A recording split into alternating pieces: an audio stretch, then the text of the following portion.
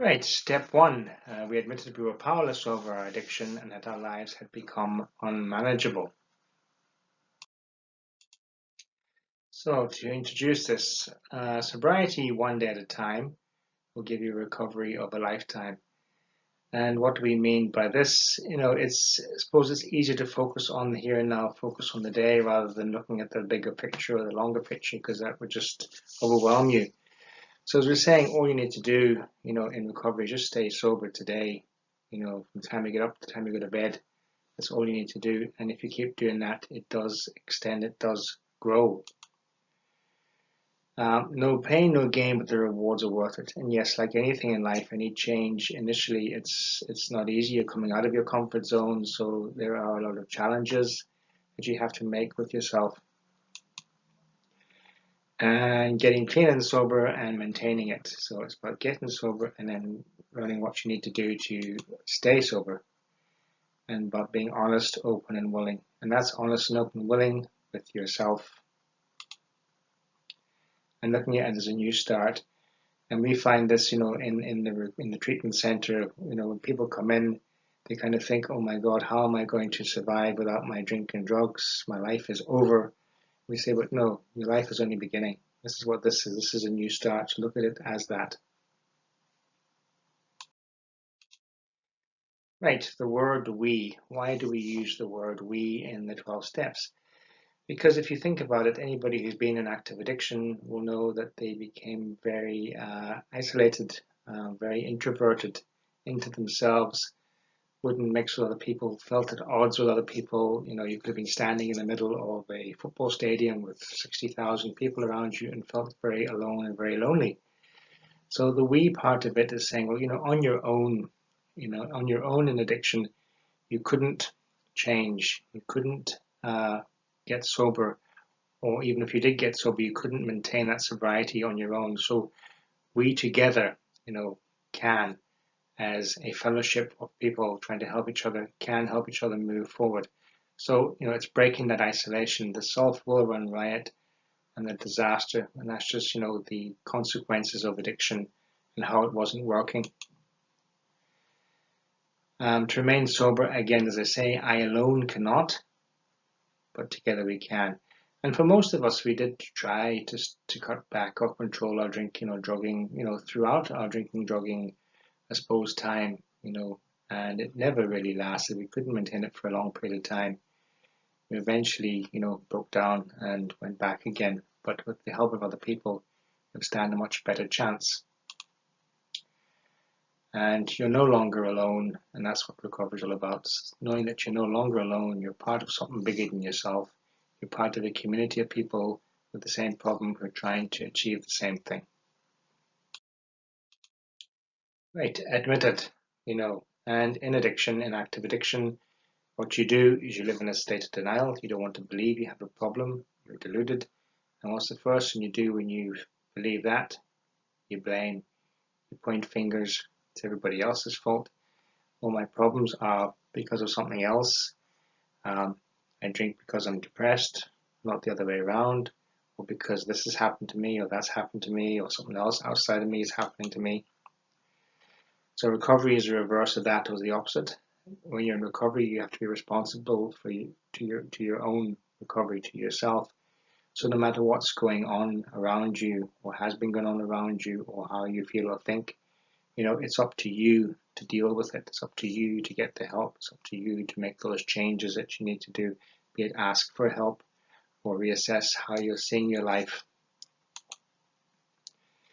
Learning to be honest, open, and willing with yourself first and others, and then that's key because when you're living in a place of delusion and denial for such a long time, it's very hard to become open. It's very hard to become honest.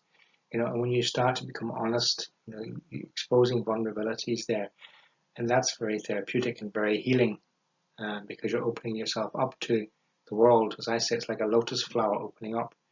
So becoming honest and open and willing to change with yourself first and then with others has massive healing in it. And in learning humility, as you don't have to prove anything to anyone or feel ashamed, that's just the ego speaking, And humility is the opposite of being humiliated when we're in active addiction. Humility is knowing that you're part of something bigger than yourself, greater than yourself, even though you're a small part, you're part of it. And it's great to feel that way. It's great to feel, humility, humble that, I'm okay and I'll be okay because, they have my back or whatever. Ego is in the head saying, no one can help me, no one can touch me. I'm doing greater than I think. Or it's the other way around, saying I can't be helped because I'm beyond that. Right? We were powerless over our addiction. Um, and looking at that in a sense, a loss of control, you take the drink or the drug or the bet, and then it takes you. And that's how we see it. That's where the powerlessness comes from. And a lot of people struggle with that. Say, well, how can a liquid or something in a bottle take me? But it's the effects of it. And then it takes you away, it takes you out of yourself. So you can't be responsible for your actions. You can't control your actions. You become powerless to it. Now you look at it as an allergy, as you say to people. Look at drinking, drugging as an allergy. Like any other allergy, if you were allergic to shellfish, you wouldn't eat them. It would make you sick. It's the same kind of thing. It's an allergy. It makes you sick. And they need help, tried but failed on their own time and time again. And that's the same. The powerlessness there is for all of us. We did try. I don't know an addict or an alcoholic. We never did try to control or cut back their drinking. Everybody has tried because deep down, even though there's a lot of denial and delusion and shame and guilt, etc., deep down everybody does have this desire to change, to stop. They want to make things better for themselves and possibly for their families too. Surrendering then is not giving up, but giving in. And what we mean about this is take an analogy of a fighter in a ring and he's getting beaten to a pulp and he knows that he can't go on any further, so they throw in the towel. So he's given up, but he's not given in. He's still a fighter. He'll fight another day, but that fight is not going to happen for him. And if he continued to fight that fight, that would just be insane. And then just facing it, facing the facts, and you can never drink or drug and never could. And that's what from my experience of being in recovery, when people ask me, when did I cross this so-called imaginary line of addiction from just being a social drinker to an alcoholic drinker? And honestly, I feel that happened from the very first drink I lifted. I was always an alcoholic. Even before I drank, it was there. I was predisposed, so to say. So it was just a matter of time. So the first drink did the damage, and it just escalated and progressed from there on. We just look here at the different, powerlessness and control. So you're powerless over your addiction, other people, all behaviors, all attitudes, denial, blame, dishonesty, rejection, false pride, ego, emotional poor me, self-hatred, closed, spiteful, white-knuckling it. And you're in control of yourself, your thoughts, your actions, behavior, ability to change yourself, responsibility, honesty, acceptance, self-worth, self-esteem, self-belief, open, loving, and letting go. Right, that our lives have become unmanageable, and a total mess due to the consequences of our addiction. And that's what gets people to move. That's what motivates people to get help, is the consequences just keep piling up, piling up, and piling up and getting worse. And they can array from anything. When we see people coming into treatment, it's not because they want to come into treatment. It's they're in a situation where their backs are against the wall. It's either the family, or it's legal, or it's the employer, or whatever else, social services that have said to them, look, this is the ultimatum. You either do this, or there'll be consequences. So that's what it is. It's consequences do get people to shift, to get motivated, to move. The different consequences for different people in different circumstances, yes, and everyone's life is different, everyone's circumstances are different, where they come from, how they're brought up, etc.